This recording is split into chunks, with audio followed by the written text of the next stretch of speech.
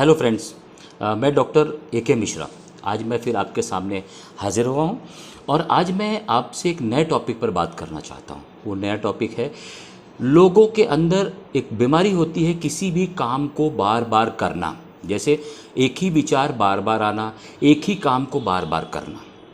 उस बीमारी को अगर हमारे टर्म्स में, साइकाट्री के टर्म्स में देखा जाए तो उसे हम ऑब्सेसिव कंपल्सिव डिसऑर्डर नामक बीमारी बोलते हैं।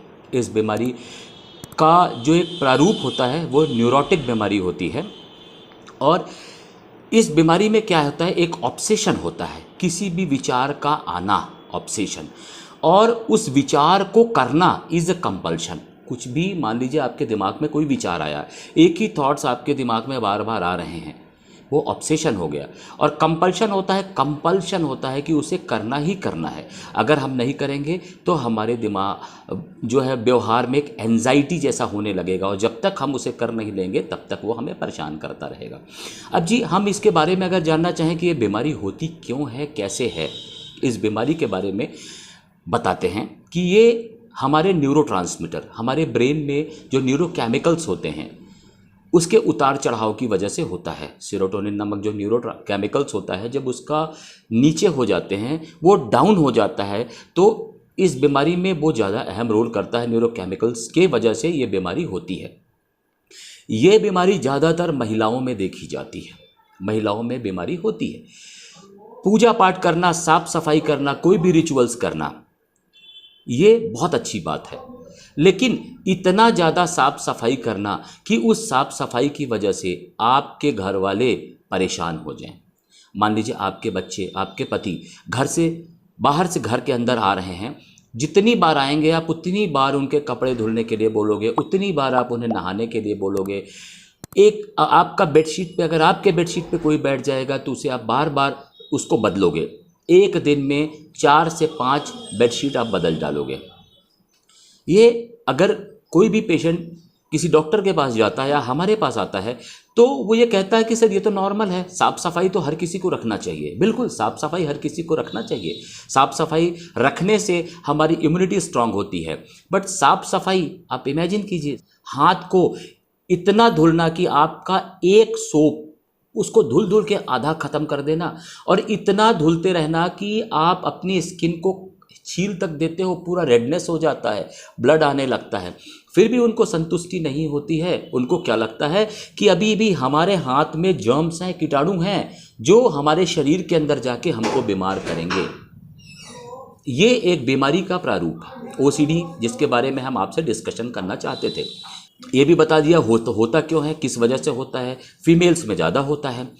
अगर जब भी कोई थॉट्स या उस थॉट्स को करने का विचार मन में आता है और हम करते नहीं हैं तो हमको घबरा देता है, हमको परेशान कर देता है, और जब तक हम उस क्रिया को कर नहीं लेते हैं तब तक वो इतना परेशान कर देता है कि हम कमरे में घूमते रहते हैं, रात को सोते नहीं हैं, उदास हो जाते हैं, मूड पूरा उदास हो जाता है।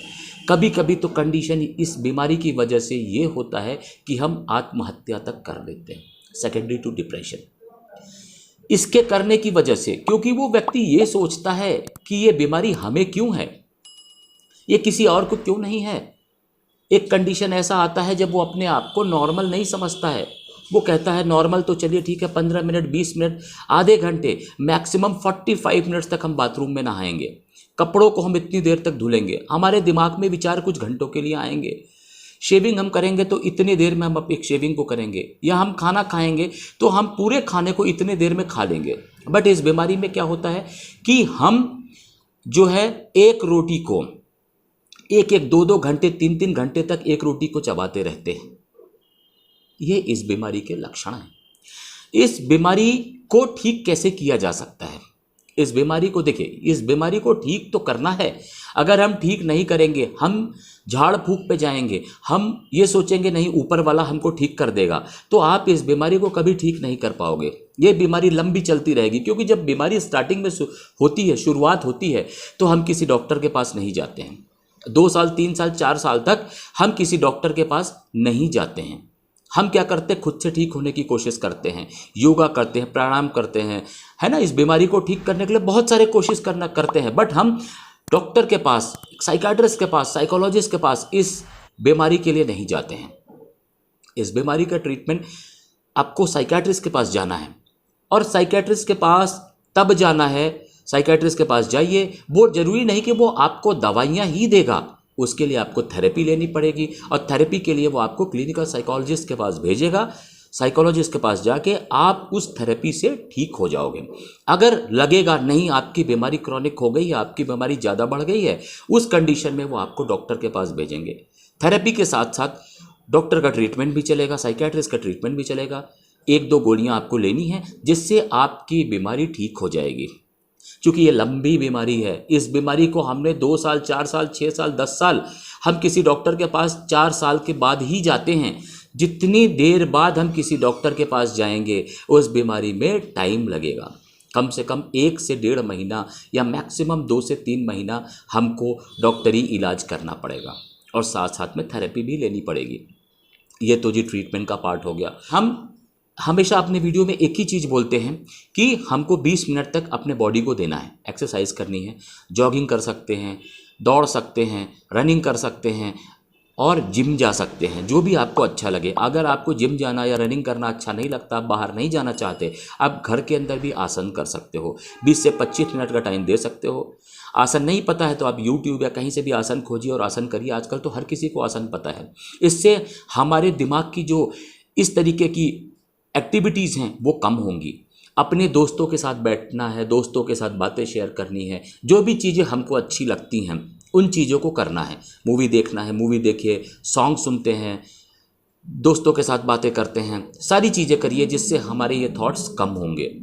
और अगर बहुत ज़्यादा थॉट्स आते हैं तो उस थॉट्स को हमें डाइवर्ट करना है, थॉट्स को हमें बिल्कुल डाइवर्ट करना है, दिमाग से हटाना है। दिमाग से हटाने के लिए वो आपको साइकोलॉजिस्ट आपको सारी चीज़ों के बारे में बताएंगे कि हमारे दिमाग के थॉट्स को कैसे दूर कर सकते हैं या इन थॉट्स को कैसे रोक सकते हैं।